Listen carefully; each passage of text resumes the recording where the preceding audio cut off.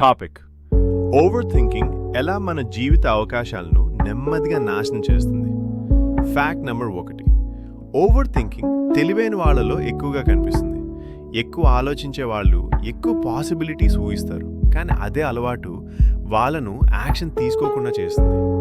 Fact number 2, మెదడు భవిష్యత్తును ప్రమాదంగా చూపిస్తుంది. ఓవర్ థింకింగ్లో ఉన్నప్పుడు మెదడు వర్స్ట్ కేస్ స్కానిరోని నిజం కంటే చాలా పెద్దగా ఊహిస్తుంది. ఫ్యాక్ట్ నెంబర్ 3, భయం ముందే మనసులో ఓడిస్తుంది. ఏ పని మొదలు పెట్టక ముందే ఫెయిల్ అయితే అనే ఆలోచన మన కాన్ఫిడెన్స్ని చంపేస్తుంది. ఫ్యాక్ట్ నెంబర్ 4, ఓవర్ థింకింగ్ నిద్రను దొంగిలిస్తుంది. రాత్రిపూట నిశ్శబ్దం పెరిగినప్పుడు ఆలోచనలు పెరుగుతాయి. నిద్ర లేకపోతే మరుసటి రోజు డిసిషన్ పవర్ తగ్గుతుంది. ఫ్యాక్ట్ నెంబర్ 5, తెలిసిందే ఉన్నా చెప్పలేని పరిస్థితి వస్తుంది.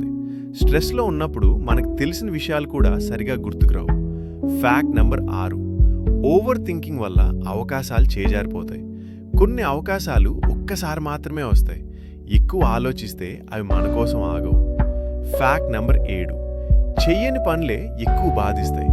మన జీవితంలో చేసిన తప్పుల కంటే చెయ్యని పనులే ఎక్కువ రిగ్రెట్ ఇస్తాయి.